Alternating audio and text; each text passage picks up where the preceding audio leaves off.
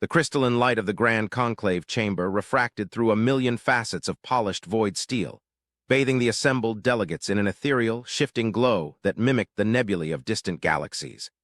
Elevated high above the concentric tiers of observation platforms, the central dais hummed with an almost imperceptible energy, a focal point for the fears and anxieties that permeated the chamber.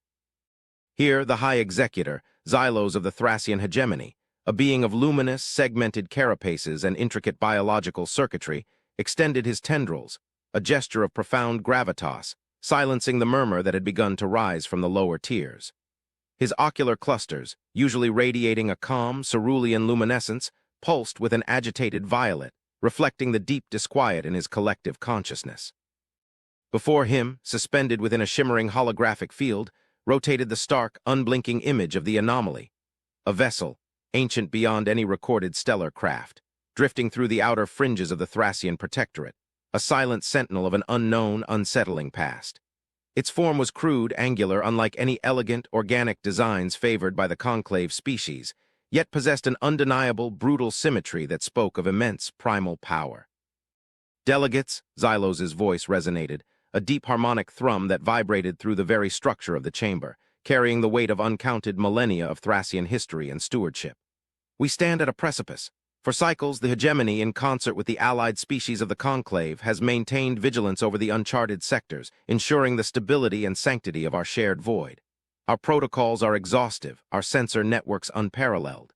Yet this entity has manifested without precursor, without signature, without a whisper of its arrival.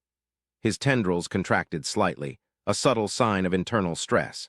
It simply is, drifting, silent, and yet its very presence pulses with a latent energy signature that defies known physics, a potential for devastation that the most conservative models barely dare to calculate. A ripple of unease, far more pronounced than the initial murmur, spread through the chamber. The representatives of the Myrmidon consensus, beings of solidified plasma encased in crystalline exoskeletons, their forms usually radiating unwavering resolve, flickered with an agitated orange. The fluid, bioluminescent forms of the Xylos, typically serene and contemplative, pulsed with an uncharacteristic rapidity. The conclave had endured countless minor skirmishes, resource disputes, and even the occasional incursion from rogue pirate factions.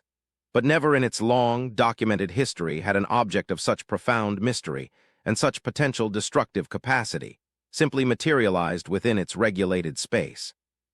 High Executor, came the voice of Elder Vorn, the primary delegate of the Myrmidon consensus, a resonant, crackling sound.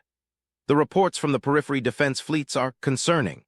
Their long-range scans indicate the vessel, despite its derelict appearance, maintains an integrity that suggests dormant systems, not decay.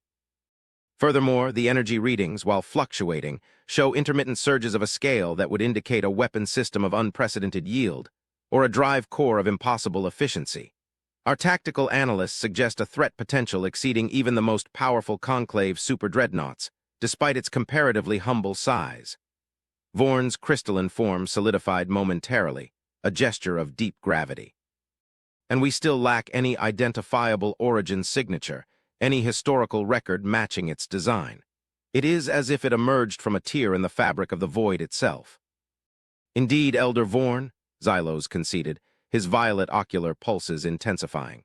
Our deepest historical archives, spanning epochs before the formation of the conclave, yield no match. The vessel's composition, its structural integrity, its very engineering principles are alien to every known civilization, every documented precursor race, every theoretical construct. It is an artifact from beyond. He paused, allowing the implication to sink in, to spread its tendrils of icy apprehension through the assembled delegates. Our initial probes, dispatched under extreme caution, failed to elicit any response. The vessel remains inert, yet undeniably present, a silent question mark carved into the void.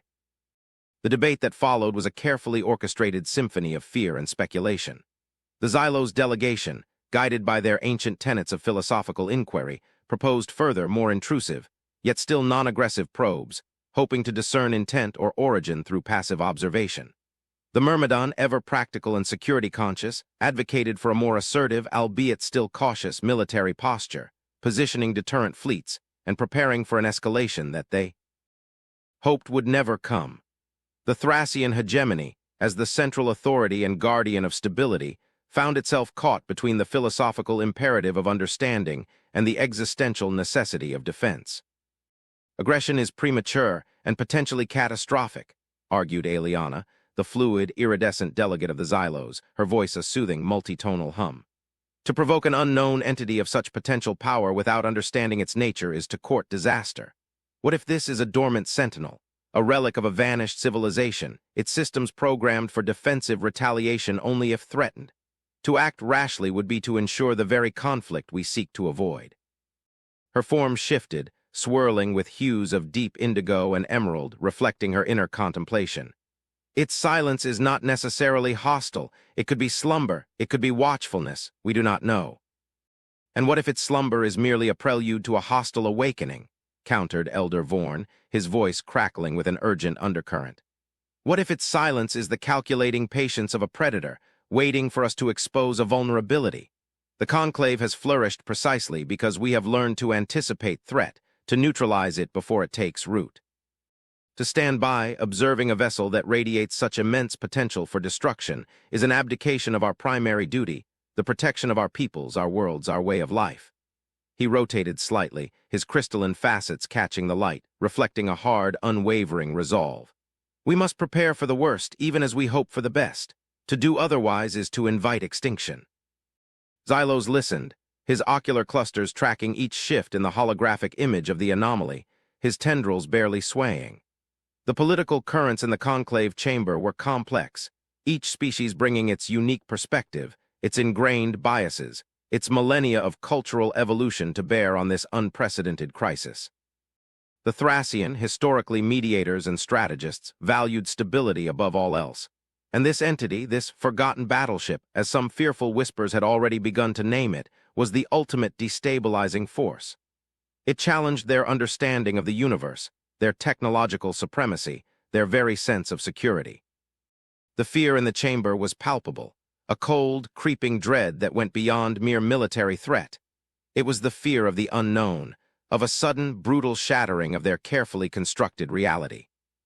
For 2 full cycles, the debates raged, punctuated by increasingly alarming sensor readings from the perimeter fleets. The anomaly, while still inert, had begun to emit faint, rhythmic energy pulses, each one a whisper of power, a promise of awakening. The Conclave's most advanced theoretical physicists worked feverishly, projecting potential scenarios, each one more dire than the last. Some speculated it was a weapon of immense destructive capability, designed to sterilize star systems. Others, more optimistically, suggested it was a generational arc, its inhabitants in suspended animation, adrift for untold eons. But the lack of any discernible life signs, any communication attempts, any active systems beyond those faint, unsettling pulses, kept hope at bay. Then the pulses intensified. Not a sudden surge, but a gradual, deliberate crescendo, like a titanic heart stirring from a long slumber. The perimeter fleets, composed of sleek Thracian cruisers, sturdy Myrmidon frigates, and the shimmering, ethereal Xylos reconnaissance craft, reported a distinct shift in the anomaly's energy signature. It was no longer dormant. It was activating. The conclave chamber, usually a model of decorum, descended into a cacophony of alarmed chatter. Xylos, his form rigid, projected a deep, resonant tone, bringing a fragile silence back. "The vessel is awakening," he stated, his voice devoid of inflection, yet carrying an undeniable undercurrent of tension. "Its energy systems are now fully active, though no propulsion or weapon systems are yet observed. We have detected a new signature emanating from its interior. A unique, complex pattern that our systems are struggling to categorize. It is a signal." The word hung in the air, heavy with unspoken implications. A signal from the unknown, from the ancient, from the potentially hostile. A communication, Elder Vorn's voice was strained, or a threat declaration. "We are attempting to decode it," Xylos replied, his ocular clusters now a steady, intense violet. "It is unlike any language, any mathematical construct, any data packet we have ever encountered, but it is structured, it is deliberate, it is intelligent." Days bled into weeks. The conclave's finest xenolinguists, cryptographers, and theoretical physicists labored without rest, attempting to unravel the enigma of the signal. Meanwhile, the forgotten battleship, now fully active, began to slowly, almost imperceptibly, alter. its drift, its new trajectory aligning with a direct, unswerving path towards the heart of the conclave. Its movement was not aggressive, not fast, but it was relentless, a silent, implacable march towards a confrontation that every delegate in the chamber now feared was inevitable. The signal finally began to yield fragments of meaning. Not a language in the conventional sense, but a complex tapestry of vibrational frequencies, light patterns, and subtle electromagnetic fluctuations that, when meticulously translated, painted a terrifying, yet strangely compelling, picture. The High Executor, his form weary, his tendrils drooping with the weight of responsibility, addressed the conclave once more. "Delegates, we have achieved a rudimentary translation of portions of the signal," Xylos announced, his voice carrying the deep fatigue of prolonged strain. "It appears to be a historical record, a chronicle of a civilization, a species. They call themselves humanity." A collective gasp rippled through the chamber. Humanity. The name resonated with an alien quality, a strange echo of primal sound. "Their history is one of conflict," Xylos continued, the holographic projection above him now displaying a series of translated images and abstract data structures. "Internal strife, planetary wars, the forging of empires, and their subsequent collapse. They appear to be a species driven by profound contradictions, capable of immense cruelty, yet equally capable of extraordinary compassion. Destructive beyond measure, yet possessing an innate drive to create, to explore, to innovate."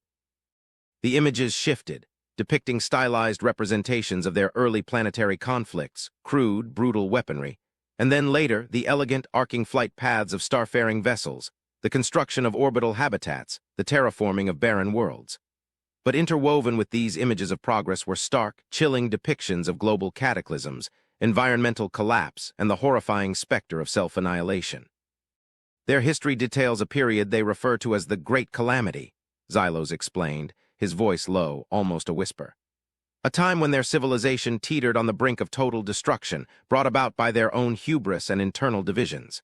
They unleashed weapons upon themselves that scorched their home world, poisoned their skies, and nearly eradicated their species."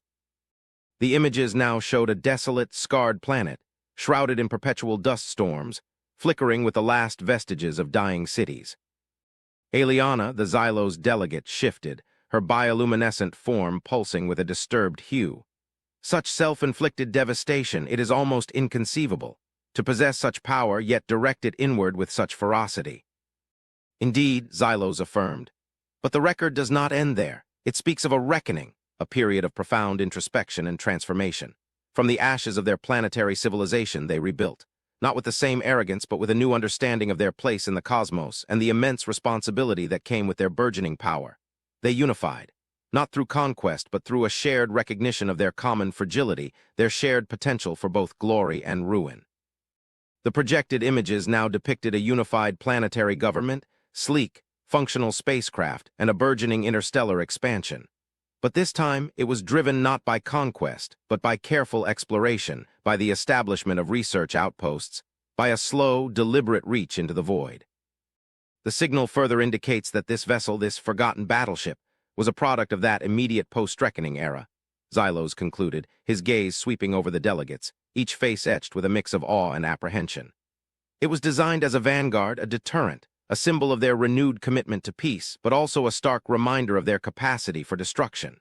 Its purpose was to venture into the unknown, to observe, to explore, but also to stand ready." "Ready for what, High Executor?" Elder Vorn's voice crackled, the unspoken question hanging heavy in the air. "Ready to defend against external threats, or to enforce their newfound peace upon those who might challenge it?" "The signal is ambiguous on that point," Xylos admitted, a flicker of uncertainty in his ocular clusters. "It speaks of safeguarding the path, of protecting the fragile peace they had achieved. It mentions no specific adversaries, only the abstract concept of disorder and threats to the balance. It also contains a complex series of protocols, warnings, and what appears to be a dormant communication array, awaiting activation." The realization dawned on the delegates with chilling clarity. This vessel, this human artifact, was not merely an exploration craft. It was a battleship, a relic of a species that had nearly annihilated itself, then reformed, and sent this silent leviathan into tea. He void, a testament to both their past savagery and their newfound, fragile wisdom. The conclave had stumbled upon a sleeping giant, and now it was awake and heading straight for them. The fear intensified, deepening from mere apprehension to a primal, existential dread. What were these humans? And what would they do now that their ancient vessel had awakened in a star system occupied by an entirely alien civilization? The future of the Conclave, indeed, perhaps the entire region of the galaxy, hinged on the answer to that question.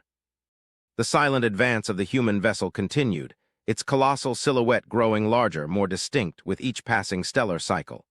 The Conclave's defense fleets, a formidable array of the most advanced warships from every allied species, maintained a respectful yet tense distance. Their weapon systems were primed, their shields at maximum, but no orders to engage had been issued. The translated fragments of the human signal, detailing their tumultuous history, their self-inflicted wounds, and their subsequent profound transformation, had instilled a deep sense of caution. This was not a mindless aggressor, nor a desperate pirate. This was a species that had looked into the abyss of its own potential for destruction and pulled back, forever marked by the experience. Within the conclave chamber, the High Executor, Xylos, observed the projected trajectory of the human ship. It was now within the outer defensive perimeter of the Thracian capital system, its presence a stark, imposing shadow against the distant, shimmering gas giants.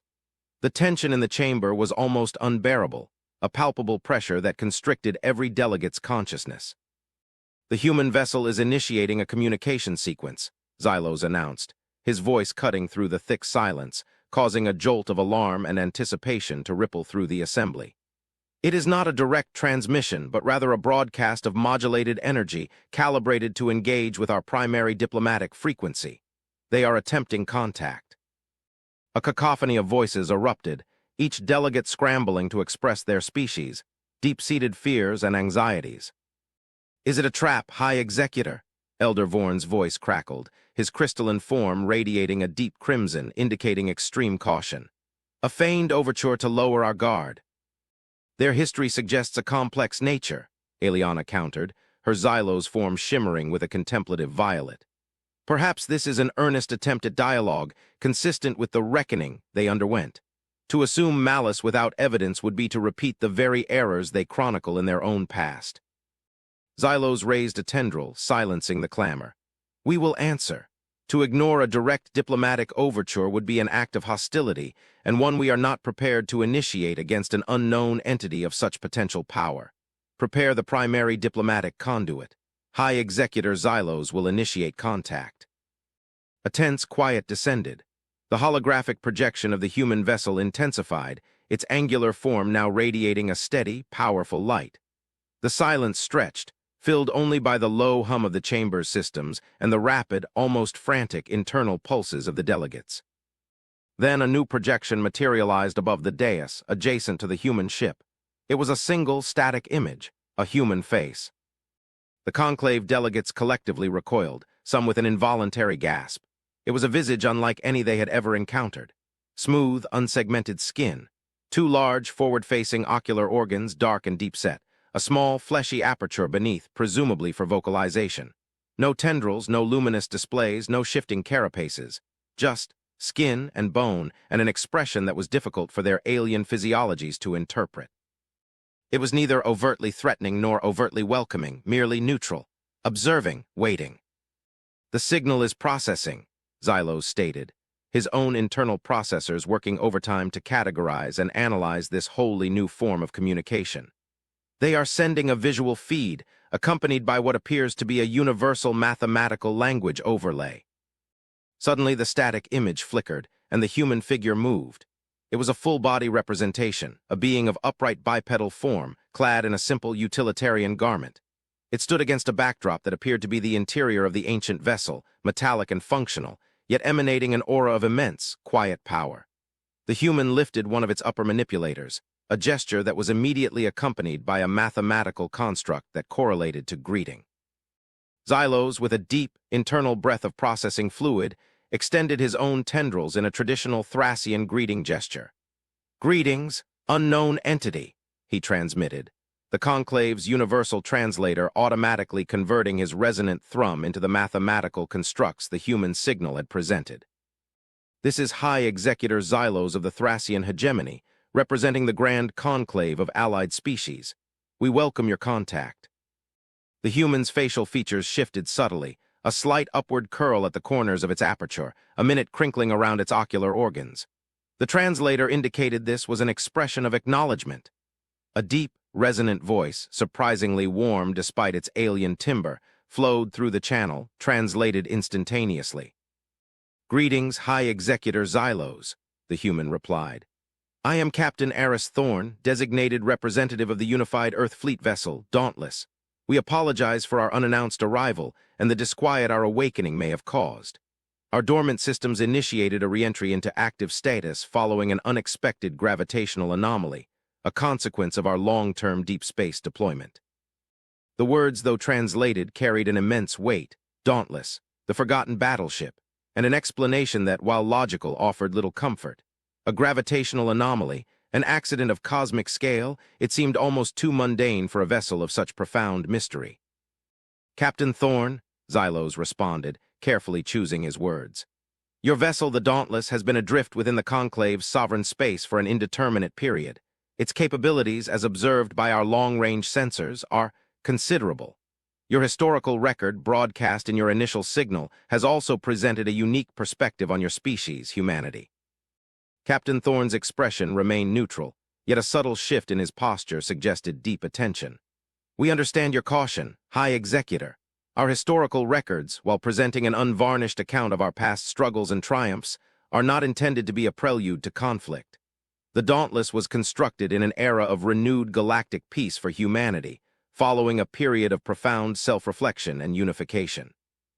Its primary directive was exploration, and if necessary, deterrence against forces that would seek to destabilize the fragile order we had established."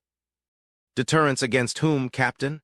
Elder Vorn interjected, his voice bypassing Xylos and crackling directly through the diplomatic channel, a breach of protocol indicating his deep apprehension. "Against what unknown forces did humanity build such a powerful instrument?" Captain Thorn's gaze shifted, seemingly acknowledging the Myrmidon delegate's input. "Against any entity, internal or external, that would seek to undo the hard-won peace we achieved. Against the forces of chaos, High Executor. We had learned through bitter experience that even the most benevolent intentions can be corrupted, and that vigilance is the price of liberty, both for ourselves and potentially for others." The philosophical depth of this statement struck the conclave delegates. Vigilance against chaos, against internal corruption. It was a concept they understood but rarely articulated with such stark, almost brutal honesty. "We detect no hostile intent from your vessel, Captain Thorn," Xylos continued, his tendrils now subtly relaxing. "However, its very presence within our systems without prior diplomatic contact or established protocols presents a significant challenge to the stability of our region. The Conclave operates under strict principles of non-aggression and mutual defense. We seek to understand humanity's intentions. What is your purpose now that the Dauntless has awakened?" Captain Thorn's expression softened almost imperceptibly, a hint of something akin to weariness in his deep-set ocular organs. "High Executor, our primary purpose remains unchanged: to observe, to explore, and to offer assistance where it is deemed necessary and welcomed. Our awakening was, as I stated, unexpected. Our long-range sensors indicate that we are now significantly displaced from our last known position, deep within uncharted sectors. We are attempting to recalibrate our navigational data and assess the current galactic landscape. We seek only to understand our new surroundings and to establish peaceful relations with any sentient species we encounter. Your conclave appears to be the dominant power in this region. We would be grateful for any information you could provide, and we offer in return our own knowledge and, if desired, our assistance."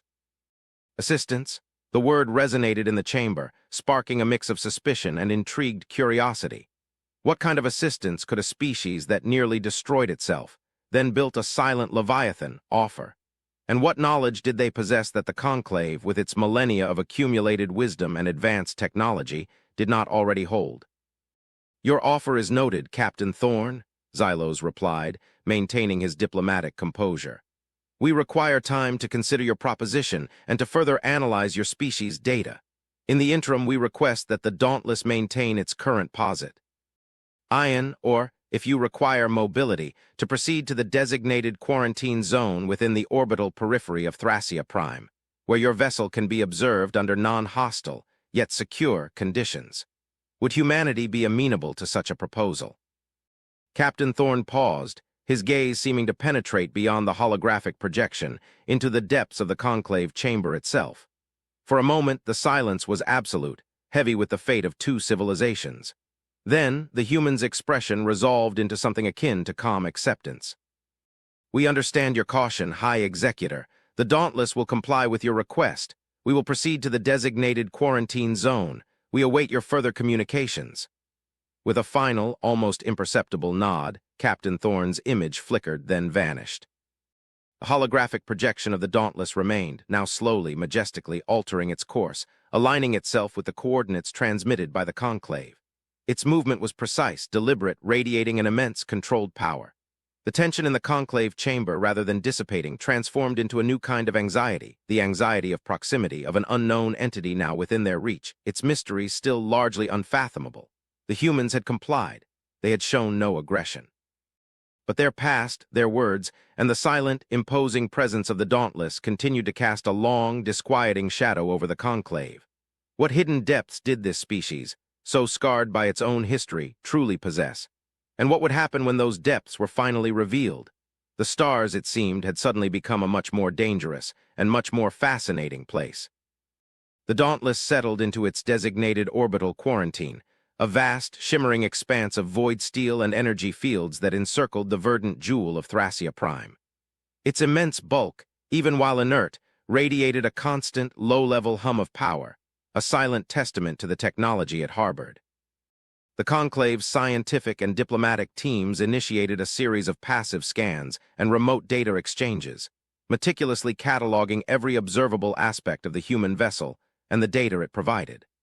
The more they learned, the more their initial apprehension shifted, slowly, gradually, into a profound, almost bewildered respect.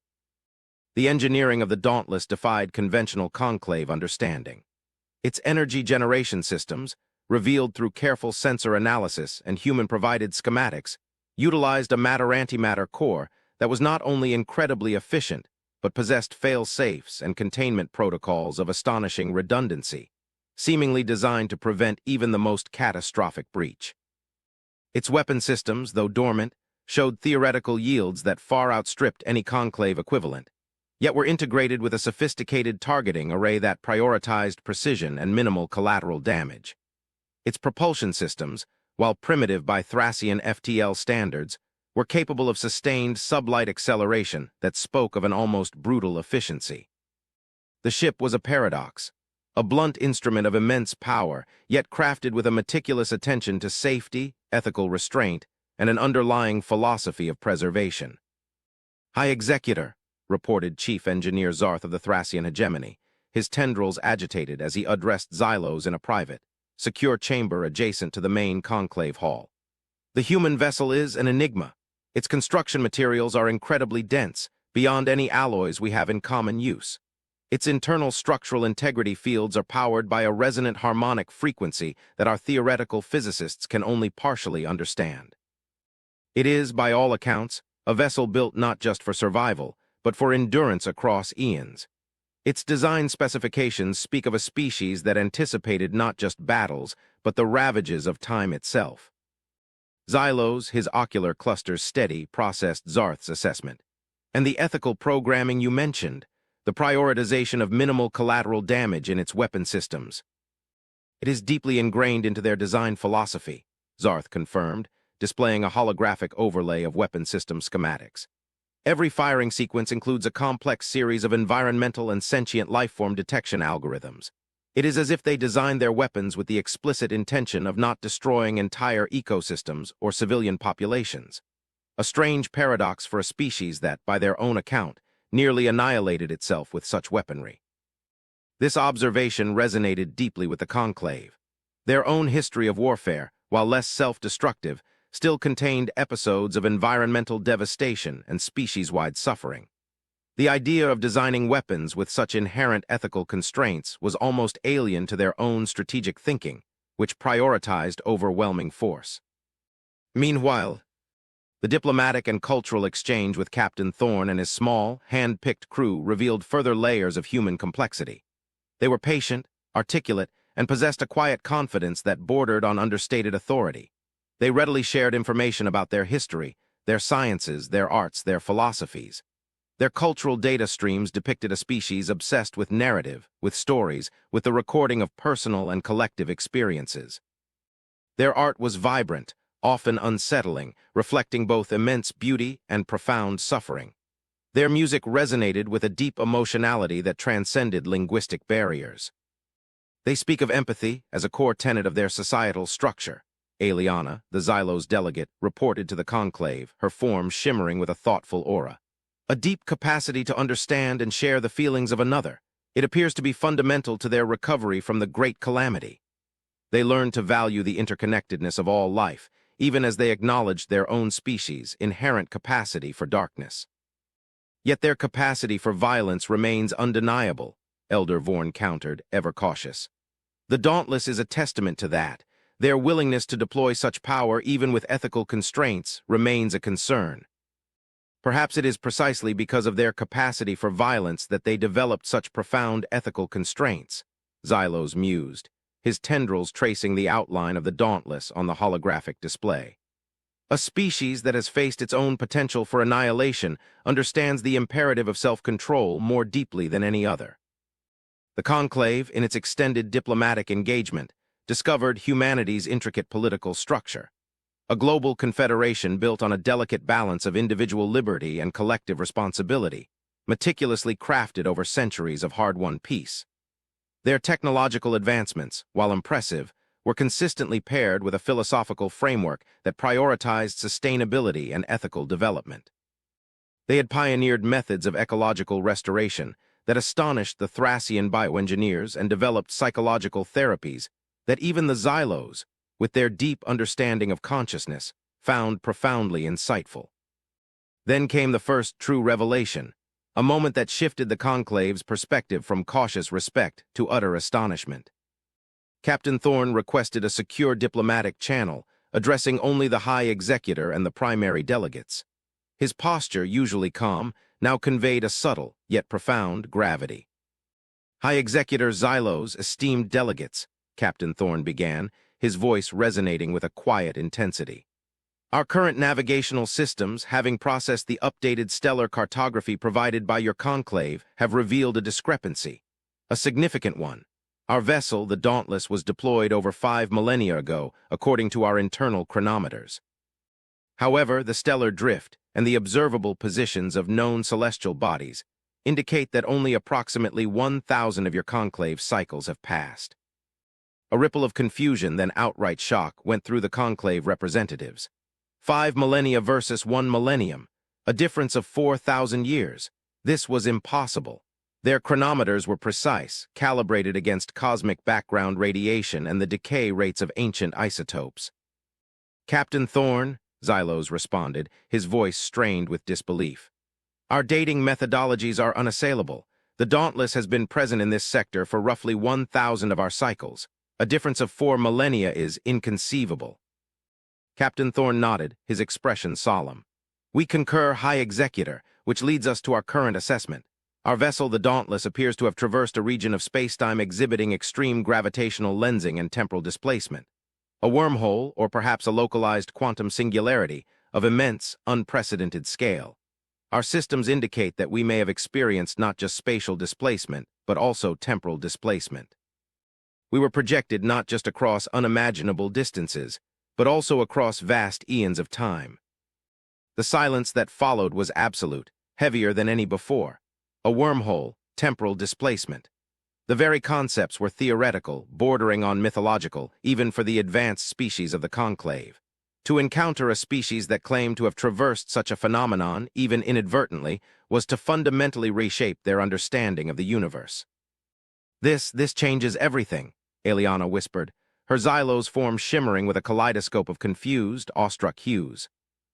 Indeed, Xylos affirmed, his voice barely audible. If what Captain Thorn states is accurate, then humanity has not simply traveled across the void. They have traversed time itself, and in doing. So, they have become a living bridge between epochs. But the full scope of humanity's reveal was yet to come. Captain Thorn continued, his voice unwavering.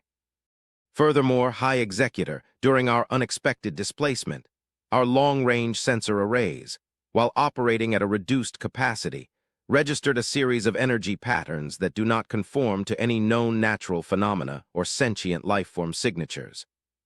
These patterns were intermittent, extremely powerful, and originated from a sector of the void far beyond the current known boundaries of your conclave, and indeed, far beyond the projected reach of our own historical exploration efforts. He paused, allowing the gravity of his words to settle. We believe these energy patterns indicate the presence of an unknown, immensely powerful entity or civilization, an entity that appears to be manipulating spacetime on a scale that defies our current understanding. And its trajectory, while vague due to the extreme distance and temporal distortion, appears to be oriented, slowly but inexorably, towards this sector of the galaxy. The words struck the conclave with the force of a cosmic hammer, an unknown, immensely powerful entity, manipulating spacetime, and heading towards them. The initial fear of humanity, the uncertainty surrounding the Dauntless, suddenly seemed insignificant, dwarfed by this new, terrifying revelation.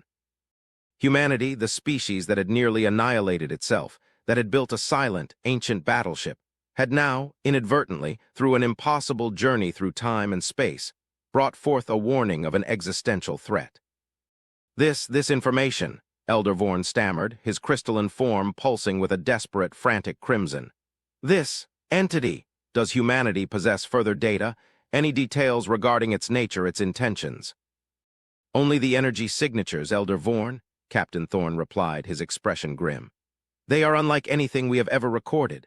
They suggest a fundamental mastery over the laws of physics that is several orders of magnitude beyond even our most advanced theoretical constructs. What we can ascertain is that its scale is colossal, its power immense, and its origin entirely unknown.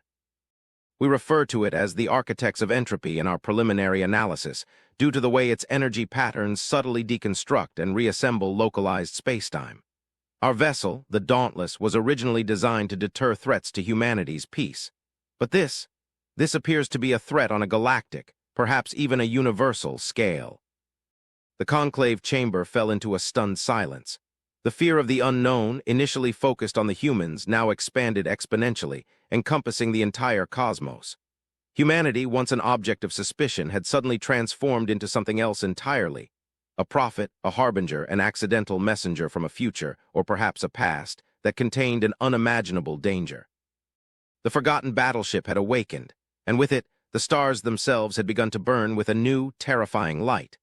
The universe was far larger and far more dangerous than the conclave had ever dared to imagine. And humanity, it seemed, was the only one who had glimpsed the true scale of the coming storm. The revelation of the architects of entropy, broadcast by Captain Thorn from the quarantined Dauntless, reverberated through the grand conclave chamber with the chilling finality of an ancient prophecy. The initial disquiet surrounding humanity and their forgotten battleship now seemed trivial, an almost quaint apprehension in the face of a cosmic threat that defied comprehension. The fear that had once been focused on the angular, imposing form of the Dauntless now turned outward, towards the unimaginable vastness of the void, where an unseen, unspeakable entity was slowly, inexorably, charting a course towards the conclave's very heart. Xylos, High Executor of the Thracian hegemony, his tendrils trembling with an unusual agitation, surveyed the assembled delegates. Their forms, usually radiating calm authority, now flickered with agitated lights, their collective consciousness gripped by a pervasive existential dread. The Xylos, typically serene, pulsed with frantic hues of deep violet and stark crimson. The Myrmidon, ever resolute, seemed to shrink, their crystalline forms radiating a dull, unnerving gray. "We stand at a crossroads," Xylos declared, his voice, usually so resonant, now possessing a strained, almost fragile quality. "For millennia, the conclave has fostered peace, advanced knowledge, and defended our shared space against localized threats. But this architect of entropy, if humanity's assessment is accurate, we face an adversary that transcends our understanding of conflict, of physics, of existence itself." Elder Vorn, usually quick to assert military readiness, found himself struggling for words.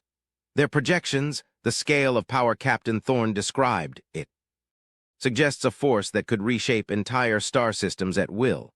Our combined fleets, however formidable, would be like motes of dust against such a power." Aliana, the Xylo's delegate, her form shimmering with a deeply disturbed, almost chaotic mix of colors, articulated the philosophical terror that gripped them all. To manipulate spacetime, to deconstruct and reassemble reality at such a fundamental level, it implies a mastery that goes beyond mere technology. It is a form of existence, or a form of power, that we have only ever theorized in the most abstract philosophical sense. What could be the motivation of such an entity? What could it possibly want with our nascent, fragile civilizations? Captain Thorne's face, projected large above the dais, remained stoic, yet his deep-set eyes held a glimmer of profound concern. High Executor delegates, we understand your apprehension.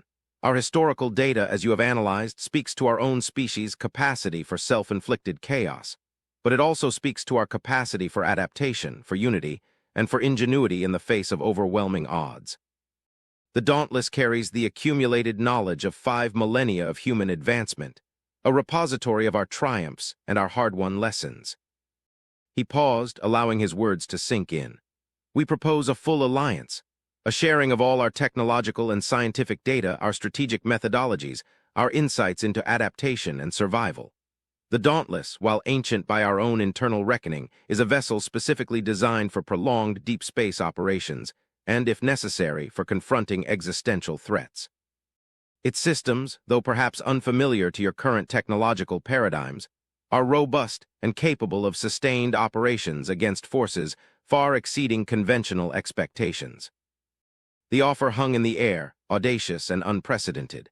An alliance with a species that had only cycles ago been an object of profound suspicion. An alliance with the forgotten battleship that had accidentally brought this terrible warning to their door.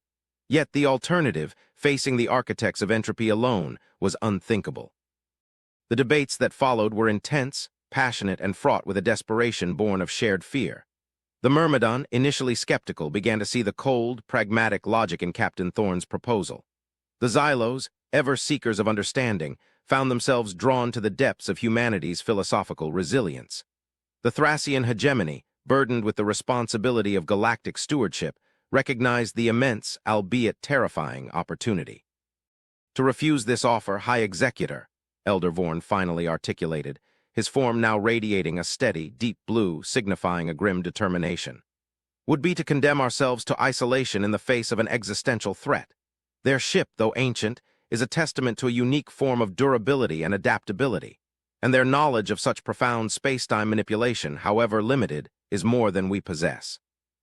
Indeed, Aliana affirmed, her Xylo's form pulsing with a new, unified resolve.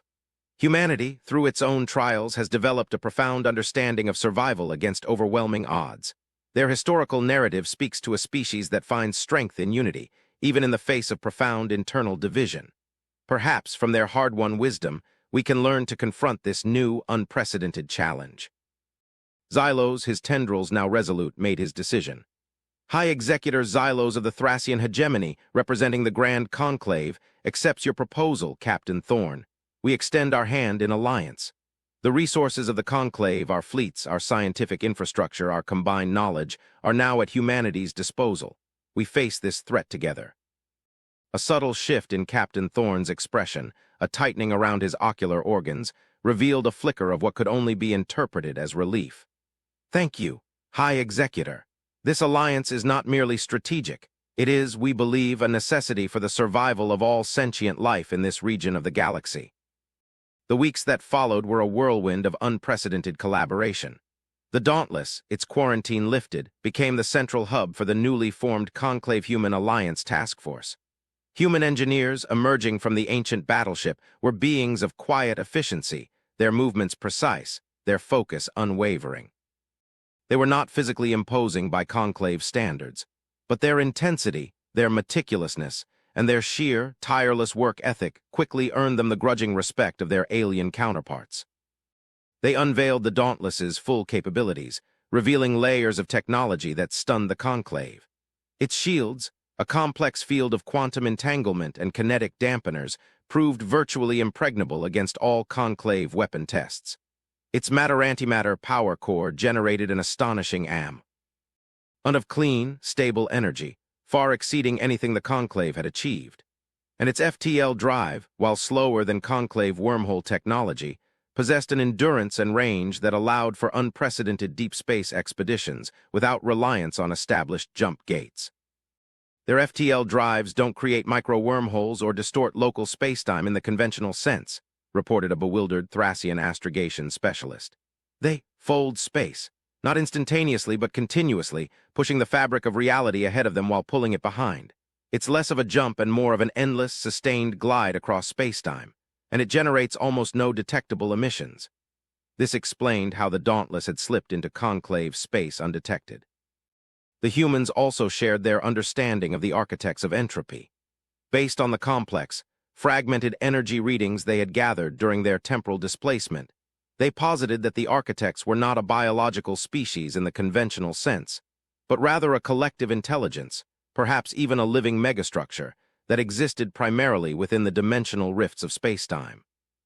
They fed on the energy fluctuations of developing civilizations, not by destroying them outright, but by subtly altering their trajectory, nudging them towards self-destructive paths, consuming the resulting chaotic energy releases. Their method was insidious, almost undetectable, a slow, gravitational pull towards entropy. "They do not conquer worlds, High Executor," Captain Thorne explained during a joint strategic briefing, the holographic projection of the Dauntless now surrounded by detailed schematics of the architects' energy signatures. "They cultivate chaos. They are cosmic parasites, feeding on the potential for destruction that lies within every sentient species." This revelation was even more terrifying, a foe that could not be fought with conventional weapons because its true battlefield was the very fabric of societal stability and peace. It explained humanity's own great calamity, perhaps an early, unknowing manipulation by the architects, subtly pushing them towards internal conflict, feeding on their burgeoning destructive power. It also explained why the Dauntless was so meticulously designed for ethical restraint, a defense not just against external threats, but against the insidious temptation of chaos itself. The humans, in sharing their history, shared their greatest vulnerability, their own species' capacity for self-destruction, and in doing so they provided the Conclave with an unprecedented insight into the true nature of the architects of entropy. The greatest defense against a force that manipulates chaos, humanity argued, was not overwhelming firepower, but unwavering unity, ethical clarity, and a profound, collective will to resist the gravitational pull of internal strife. As the Conclave Human Alliance began to strategize, deploying long-range sensor outposts deep into the void, calibrating their new, combined weapon systems, and merging their vast datasets, a new sense of purpose galvanized the once divided Conclave. Humanity's quiet resolve, their deep-seated resilience, and their hard-won wisdom became the cornerstone of the Alliance. They were not merely offering technology. They were offering a blueprint for survival, forged in the crucible of their own near extinction. Then the final, most profound twist began to emerge. During a routine data cross-referencing between the Dauntless's ancient star charts and the Conclave's modern stellar cartography, an anomaly was discovered. Not a gravitational anomaly, but a temporal one within the Dauntless's own internal logs. The human vessel had recorded a series of faint, almost imperceptible energy signatures emanating from beyond the very edge of the observable universe, far beyond the projected reach of even the architects of entropy. These signatures were unlike anything else. Stable, continuous, and highly structured, almost impossibly so. They hinted at a civilization or an intelligence that existed on a truly cosmic scale, predating even the oldest Conclave records, perhaps even predating the architects themselves. "It's a signal, High Executor," Captain Thorne explained, his voice hushed as he presented the data to a stunned Xylos and the core Conclave strategists. "A beacon, but it's not from any known source, it's not hostile, it's not even a language, it's pure information. A blueprint, a solution, or perhaps a warning of an even greater, older threat that the architects of entropy themselves are merely a part of." The projected image showed a complex, fractal pattern of pure energy emanating from a point in the void so distant it was almost theoretical. It was a message from beyond the veil of time and space, a whisper from the very dawn of creation. "Our long-range analysis, cross-referenced with your Conclave's most ancient cosmological models, indica, tests that this signal has been propagating for an unimaginable duration," Captain Thorne continued. "It is a message that predates our species, predates your Conclave, perhaps predates the architects of entropy themselves. And the Dauntless, through its accidental journey through spacetime, was perfectly positioned to detect its faint, almost imperceptible echoes. The conclave delegates stared at the projected image, their collective consciousness reeling. Humanity, once a mystery, then a harbinger of a terrible threat, had now become something else entirely. A cosmic anomaly, a random fluctuation in the fabric of reality that had been accidentally propelled across vast eons to receive a message from the very edge of existence. The architects of entropy, the immediate, overwhelming threat, suddenly seemed like a mere prelude, a lower-tier antagonist in a story of truly unimaginable scope. "This signal, what does it say, Captain?" Xylos finally managed to articulate, his voice barely a thrum. Captain Thorne shook his head slowly. "We don't know, High Executor. It's not a language. It's a vast, intricate data stream composed of fundamental universal constants, advanced physics, and what appears to be a multidimensional mathematical model of existence itself. It would take centuries, perhaps millennia, for our combined computational power to fully decipher it. But our preliminary analysis suggests it contains solutions. Solutions to problems of energy, of matter, of spacetime. Perhaps even solutions to the architects of entropy themselves. Or perhaps it contains a warning of an even greater, unfathomable danger, for which even the architects are merely a distraction." The conclave chamber was silent, utterly still. The weight of this final, monumental twist settled upon them, a profound, almost spiritual awe. The forgotten battleship Dauntless had awakened not just a species, not just a threat, but a cosmic mystery, a fundamental question about the nature of the universe itself. Humanity, scarred by its past, resolute in its present, had inadvertently become the bridge to a future, or perhaps a past, of unimaginable scale. Their journey, their suffering, their resilience, had somehow placed them at the very nexus of galactic history. The stars, indeed, were burning, but not just with the fires of a coming conflict, but with the cold, brilliant light of a truth so vast it threatened to consume them all. The universe was far more complex, far more ancient, and infinitely more mysterious than any of them had ever dared to conceive. And humanity, through its quiet, tenacious spirit, had become its unexpected, unwitting discoverers.